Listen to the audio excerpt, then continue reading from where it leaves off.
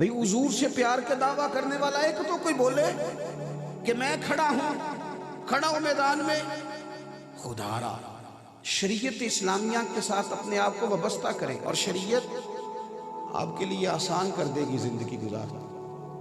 جتنے ہم الجھ گئے ہیں نا، جتنے قرضوں کے نیچے دب گئے ہیں، ایک شادی کی اور سارا خاندان قرضہ اتار رہا، یہ ہمیں آزاد کرے گا دین، ہم بچ جائیں گے۔ اور آج کی اس تقریب میں جہاں میں آپ کو لانا چاہتا تھا وہاں میں لے آیا۔ اب بات میں نے سمیٹ دینی ہے تھوڑی دیر میں، آپ میری بات پر توجہ کریں گے۔ ایک بات اور اپنی زندگی میں سمجھیں، یہ جو دین اسلام ہے نا، اس کا بہت سارا کام ابھی دنیا میں ہونا باقی ہے، بہت سارا، وہ سارا سرکار کے کرم سے ہی ہوگا۔ اور جب حضور کے غلام وہ کام کریں گے تو نبی کریم کی مدد شامل حال ہوگی، اللہ کا فضل۔ 4.5 ارب کافر ہے جس کو دین کا پیغام دینا ہے، جنہیں غلط گائیڈ کیا گیا ہے اسلام کے بارے میں۔ مسلمانوں کے اندر چند فیصد لوگ ہیں جو قرآن پاک ٹھیک پڑھ سکتے ہیں، بڑا چھوٹا سا طبقہ ہے جنہیں دین کے مسئلے آتے ہیں۔ میں اکثر کہتا ہوں کہ شادی سے پہلے اتنے دن پہلے فرنیچر کا آرڈر دیتے ہو، اتنے دن پہلے شیروانی کا آرڈر دیتے ہو، اگر 2 گھنٹے بچے اور بچی کو بٹھاؤ نا کسی دین جاننے والے عالم اور معلمہ کے پاس، تو نکاح طلاق کے مسئلے سیکھ لیں۔ 100 میں سے 95 لوگ تینوں طلاقیں اکٹھی دے کے آ جاتے ہیں، پھر کہتے ہیں جناب آپ بتائیں حل کیا کرنا ہے۔ او بھائی، اگر انہیں 2 گھنٹے ملیں یہ دین سیکھیں۔ میں آپ کو ذمہ داری سے کہتا ہوں، اگر دین سیکھو گے نا تو چسکا صرف شعروں میں نہیں، اچھی آوازوں میں صرف سرور نہیں، حضور کی ایک حدیث ہے جو بندے کو وجد میں مبتلا کر دیتی ہے۔ آپ کی روح سکون پاتی ہے جب سرور کائنات کی باتیں سنتے ہیں۔ ہم نے یہ سمجھ لیا ہے کہ شاید یہ جو باب ہے، یہ والا جو باب ہے، یہ صرف اس طرح کی تعلیم و تربیت ہے جس میں معاذ اللہ ہمارے لیے اس طرح ذائقہ نہیں، نقل کفر نباشر۔ او خدا کے بندو، اس کو ذوق سے لو، دین کو ذوق سے لو۔ ایک ایک بات آپ کو یوں لگے گا کہ جیسے دستور حیات بن گئی، ایک بات نبی پاک اس کو قبول کریں، اور اس کے ابلاغ کے لیے، اسے آگے پھیلانے کے لیے، پہلے حاصل کریں پھر پھیلانے کے لیے منظم جد و جہد۔ ہمارے ہاں اگر کوئی ادارہ بنتا ہے تو وہ بھی روایتی سا بن جاتا ہے، بس ٹھیک ہے چل رہا ہے کام۔ مدرسے میں کیا حال ہے جی؟ سب ٹھیک ہے؟ بچوں کا کھانا کس طرح کا ہے؟ بس جی الحمدللہ۔ وہ صدر صاحب کہہ رہے ہیں جی اللہ کا شکر ہے جی، توکل ہے جی، رات کو دال پکتی ہے۔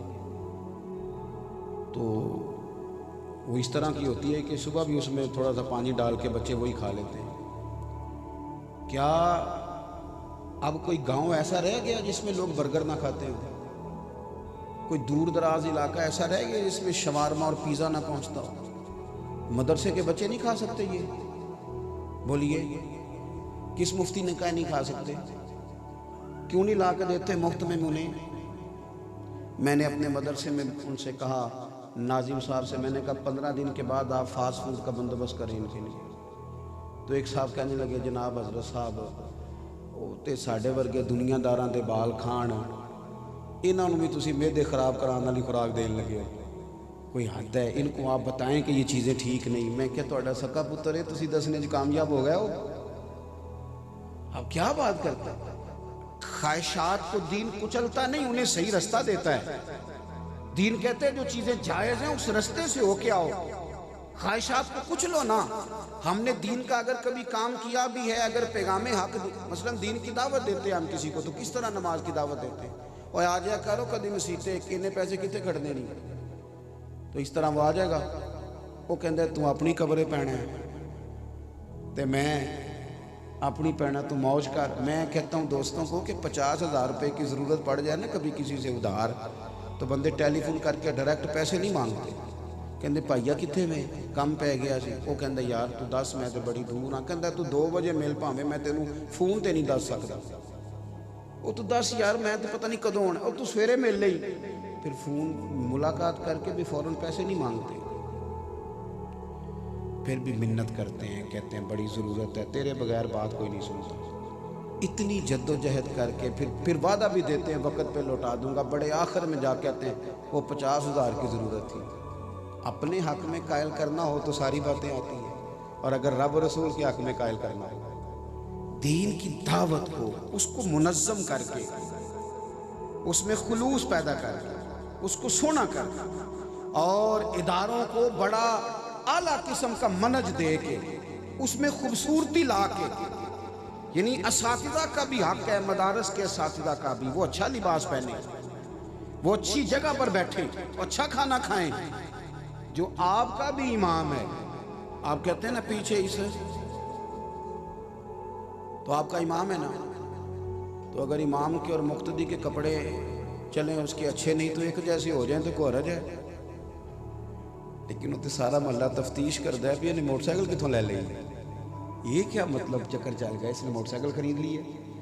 تھوڑا سا دین کے معاملات کو ہم نے منظم کرنا ہے، اور وہ سارے ذرائع آپ دیکھیں، یہ ہمارا حالانکہ کوئی بہت اچھا نظام نہیں ہے ملک کا نظام تعلیم، لیکن اس کے اندر کتنے اخراجات ہیں، اساتذہ کے علاوہ آپ ملازمین گنے تو گن نہیں سکتے، تو ہم جس نظام کو لے کر چل رہے ہیں اللہ کے فضل سے بڑا کام ہو رہا ہے، لیکن اس کو منظم کریں، اس میں درد پیدا کریں، اس میں شوق پیدا کریں۔ پرانے جتنے مدارس تھے وہ علماء نہیں بناتے تھے، علماء پڑھاتے تھے، مدارس تو نواب بناتے تھے، سیٹھ صاحب بناتے تھے، عالی شان مدرسہ بنا کے عالم سے کہتے تھے آئیے اور پڑھائیے، آپ کو کوئی دقت نہیں ہوگی، کچھ نہیں کرنا پڑے گا، آپ بتائیے کون سی کتاب چاہیے ہم فراہم کریں گے۔ بڑے بڑے لوگ یہ کام کرتے تھے، اس میں درد لائیں۔ میں نے بات سمیٹنی ہے، ایک گویہ تھا، اس کا نام زازان تھا، آواز بڑی سریلی تھی۔ ایک جگہ وہ معاذ اللہ گانا گا رہا تھا، وہاں سے حضرت عبداللہ ابن مسعود گزرے رضی اللہ تعالی عنہ، اور حضرت عبداللہ ابن مسعود وہ خوبصورت صحابی ہیں کہ میرے محبوب کریم علیہ السلام نے فرمایا ان سے قرآن سیکھا کرو، یہ اس طرح پڑھتے ہیں جس طرح میرے اوپر نازل ہوا ہے۔ اتنا خوبصورت آدمی حضرت عبداللہ ابن مسعود وہاں سے گزرے تو وہ گویہ گانا گا رہا تھا، آپ کے کانوں سے آواز ٹکرائی، ٹھہر گئے، رک گئے۔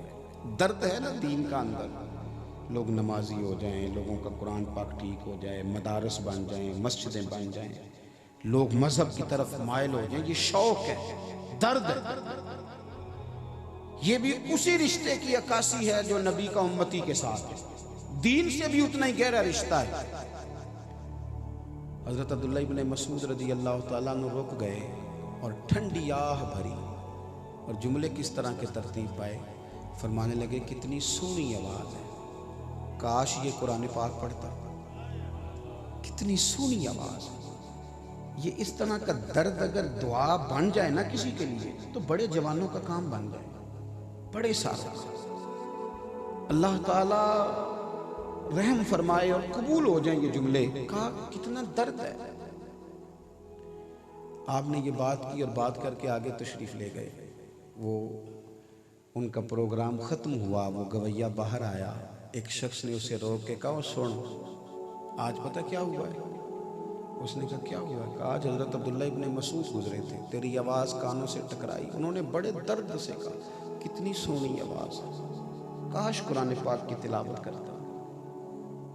کہنے لگا اے سچ بتاؤ، انہوں نے میرے بارے میں کہا، میرے جیسے شخص کے بارے میں، صحابی رسول نے اتنی بڑی بات، میں کہاں اور وہ کہاں، میرے بارے میں کہا ہے؟ کھل کے رویا، انہوں نے کہا ہاں کہا بھی ہے اور بڑے درد سے کہا ہے۔ دیکھو وہ درد جب ہو تو وہ کہاں کہاں، کوئی بیٹھا ہوا مجھے دور دعا دیتا ہے، میں ڈوبتا ہوں سمندر اچھال دیتا ہے۔ تھوڑی دیر رویا، پھر 1 منٹ میں اس نے فیصلہ کیا، کہنے لگا بتاؤ ان کا گھر کہاں ہے؟